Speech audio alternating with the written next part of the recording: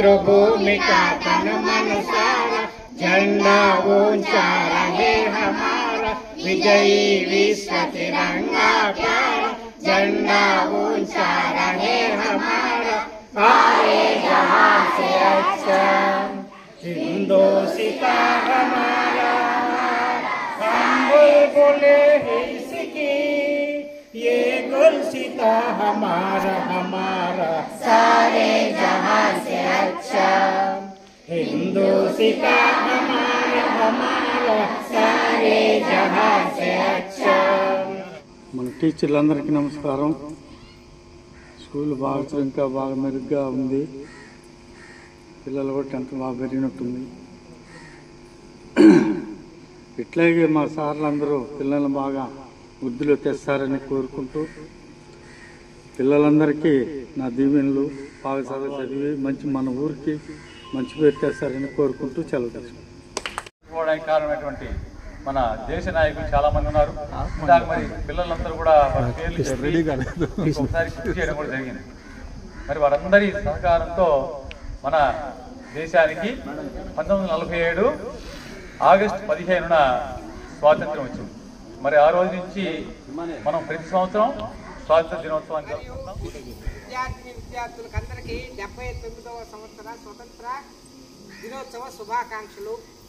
ముఖ్యంగా మీకు చెప్పేది ఏంటంటే, మనకు స్వాతంత్రాన్ని సంపాదించేదానికి మన నాయకులు ఎంత కష్టపడ్డారు, జైళ్ళకి వెళ్ళారు, అవునా, శాంతియుతంగా పోరాడి సాధించారు.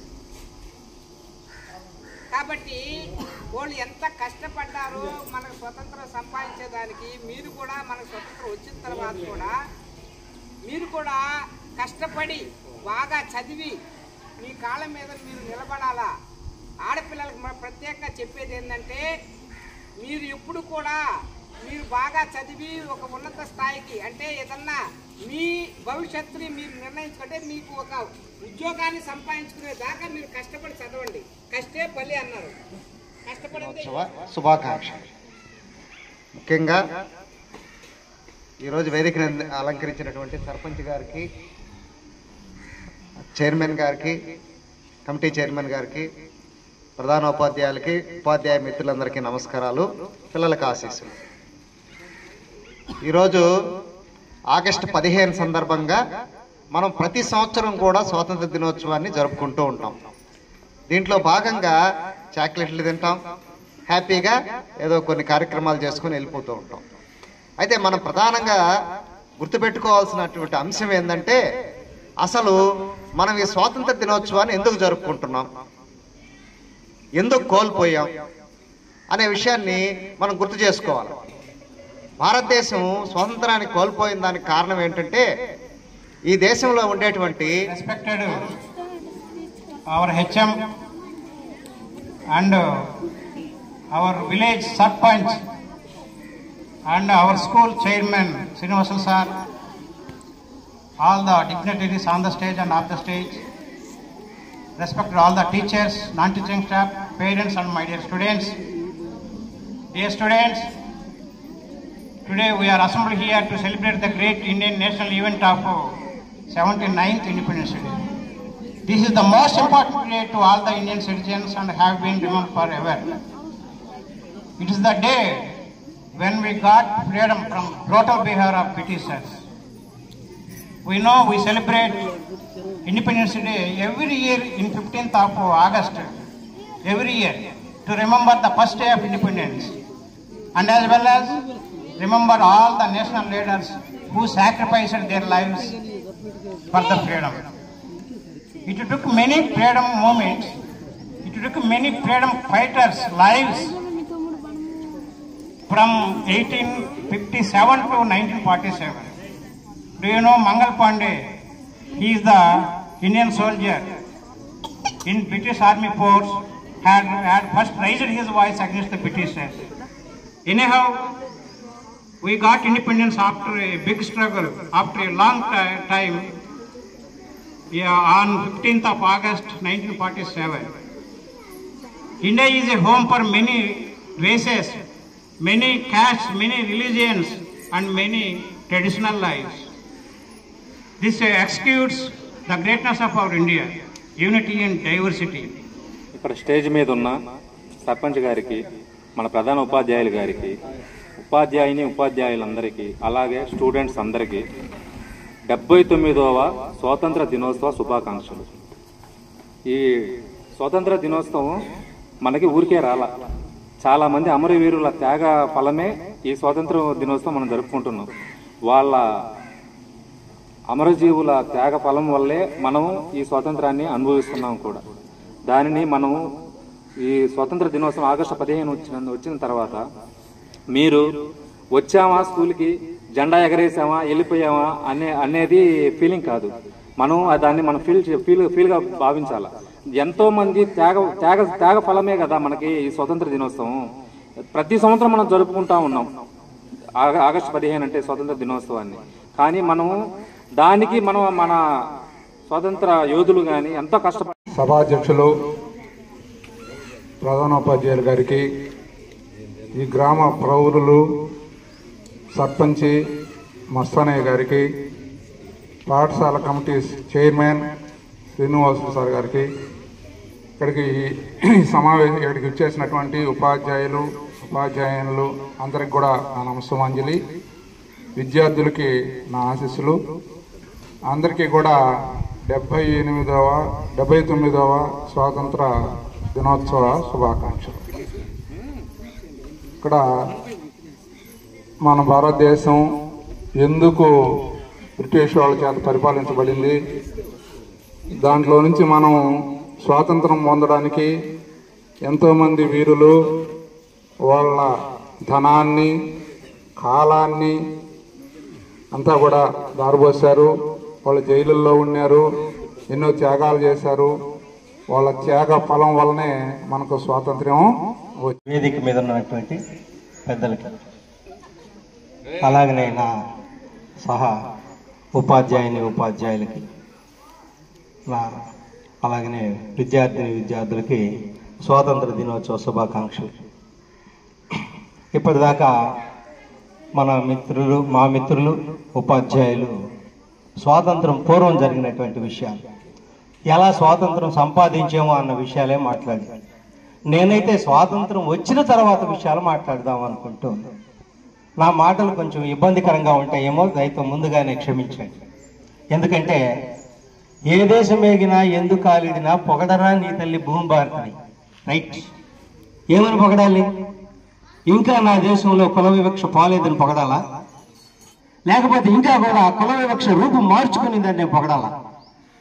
కుల వివక్ష ఇంకా జరుగుతానే ఉంది. మీకు అనుకోవచ్చు, ఏంది ఈయన అన్యాయంగా మాట్లాడుతూ ఉన్నాడు, ఎక్కడుంది కుల వివక్ష? ఒక సామెత ఉంది ఇంగ్లీష్లో, the wearer knows where the shoe pinches. నేను షూ వేసుకున్నా మీకు అందరికి భలే బాగుంది అనిపిస్తుంది. నా చెప్పు ఎక్కడ కరుస్తుందని నాకు మాత్రమే తెలుసు. ఎవరైతే ఈ వివక్షని అనుభవిస్తాడో వాడికే బాధ తెలుసు. బయట నుంచి చూడడానికి చాలా బాగా ఉంటుంది. కుల వివక్ష రూపు మార్చుకునింది అంటున్నా. ఎందుకు కుల వివక్ష గురించి నేను మాట్లాడుతున్నానంటే, 75 సంవత్సరాలు దాటినా ఇంకా అణచివేయబడేటువంటి పరిస్థితులే కనిపిస్తున్నాయి ఈ దేశం. మీకు నేను చెప్పాను కదా ఇందాకనే, wearer knows where the shoe pinches అని. ఈ దేశంలో ఒక మంచి సంగీత విద్వాంసుడు 12 స్వరాలని ఆపోసన పట్టినటువంటి మహా విద్వాంసులకు కూడా ఆలయ ప్రవేశం లేకుండా దాని విషయంగా ఎలా దాన్ని చేశారంటే, అయ్యా ఆయన గర్భగుడిలోకి పోవాలా అని ఆలోచించాడంటే, గర్భగుడికి మామూలు గుడికి తేడా తెలియనటువంటి అజ్ఞాని కాదు ఇళయరాజు. ఆయన మహాజ్ఞాని. ఎందుకు ఈ మాటలు మాట్లాడుతున్నానంటే, 79 సంవత్సరాలు వచ్చినా కూడా ఇంకా కూడా అనుభవిస్తుంటే, గాంధీ మహాత్ముడైతే ఏమని చెప్పాడంటే, అర్ధరాత్రి స్త్రీ స్వేచ్ఛగా తిరగలిగిన స్వాతంత్రం అంటే, నేనేమంటానంటే ఒక దళితుడు కూడా సామాన్యుడిలాగా సమానంగా చూడగలిగిన రోజే స్వాతంత్రం వచ్చినట్టుగా భావించాను. అంతెందుకండి, కూర్చుని భోజనం చేసేటువంటి స్కూల్స్ నేను కొన్ని చూశాను. దళిత బిడ్డలు మాత్రం ఒక దగ్గర కూర్చొని తింటారు, మిగతా వాళ్ళందరూ ఒక దగ్గర కూర్చొని తింటారు. ఏమమ్మా మీరు కలిసి తినరా అంటే, వాళ్ళు రాడు సార్, మేము పిలిస్తే. వచ్చినప్పుడు నువ్వు వాళ్ళని కలుపుకోలేనటువంటి పరిస్థితుల్లో ఒకరోజు చూస్తారు, రెండో రోజు చూస్తారు, మూడో రోజు ప్లేట్ ఎత్తుకొని దూరంగా వెళ్ళిపోతారు. కొన్ని దగ్గరలో అయితే వాళ్ళు వండితే మేము తినము, దళితులు వండిన అన్నం మేము ఎందుకు తింటాం, మా పిల్లకాయలు ఎందుకు తింటారు అనేటువంటి స్కూళ్ళు కనిపించాయి. చాలా ఉన్నాయి ఇవన్నీ. వీటన్నిటి విషయాలు కానీ మనం అంత ఎందుకండి, దేశంలో ప్రథమ పౌరుడికే తప్పనటువంటి, ప్రథమ పౌరుడు రాష్ట్రపతికే తప్పనటువంటి వివక్ష అంటే దాని గురించి మనం మాట్లాడం. మనం ఏం మాట్లాడతామంటే స్వాతంత్రం వచ్చిన తర్వాత చాలా మార్పులు వచ్చాయి. నేను అంటే వాటిని అభినందిస్తూ ఉన్నా.